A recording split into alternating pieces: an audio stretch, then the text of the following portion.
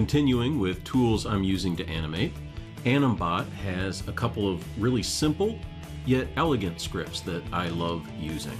The first one is similar to some hotkeys that I used to have and used regularly a while ago. Years ago, I had an instructor that showed us how to get into the hotkey editor. And if you go here to Windows and Settings, Preferences, you can find the hotkey editor. And with this hotkey editor, he kind of got me using hotkeys to nudge keys on the timeline left and to the right. And I remember still that I had it mapped to Alt-I and Alt-O, and one would push keys right and the other one would push them left based on where I was in the timeline. And after upgrading to a newer version of Maya, I lost those hotkeys, and for the life of me, I still can't find them here in the hotkey editor to remap them. I have no idea where they are. So with animbot, I can do that same thing, but I can also change the increment it uses while nudging. When I had those hotkeys, I could only go one frame at a time. But you can see here, I have a box here, and I can put whatever number I want to. Maybe I want to move things 5 frames or 10 frames or 2 frames at a time. Here's a shot I was working on several months ago, and I never got around to finishing it. If I was going to work on this, I would probably start over because the blocking pass is not very sound. I would need to make that a lot stronger and make it a lot easier to continue. But anyway, thought I'd open this file just to use as an example of how to use this nudger. And it's really pretty intuitive. You can grab, like all of the controls on a character, or just one control, or a couple controls. So for example, I'll just grab the head here. And if I select, maybe it's this range here, I can just select those keys here in the graph editor. Maybe I'll just select those there.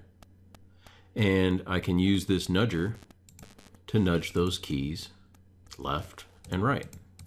Well, right and left if you're going in the order that I'm doing it. And it's super easy. And like I said, I could change that to 2, and it would move them 2 frames at a time. So like I said, this is just kind of one tool that is really super handy and super easy to use in animbot. Another tool that I use quite often is the reset pose. And the reason that you might use it is sometimes you can get all caught up with a rig and things start twisting and deforming just because you've been rotating things, maybe past the 360 point or even, double, triple rotations. And it's just easier sometimes to zero out a control or a bunch of controls and start that pose fresh.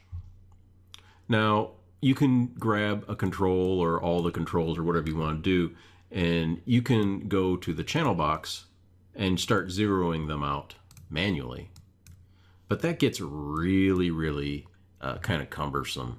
It really gets old real fast when you're doing multiple controls or all of the controls. So reset pose can take care of that for you. I'll just select all these controls here. And if I click on this reset pose, it puts everything back to default, whatever the default was when the rig was created. Now, the cool thing that you can do, like I said, you don't have to do that for all controls. You can just do it for an arm or a shoulder or whatever it is that you want to. But the cool thing that you can do is, let's say that by default, the rig's arms are in IK mode, and you're working primarily in FK. What you can do is you can select that control and then right-click on this reset pose, and you can take a snapshot of your preferred default pose. That way, every time that you use reset pose, it goes back to the way that you chose it should go back to and not the default. And that's it for this week. Thanks for watching.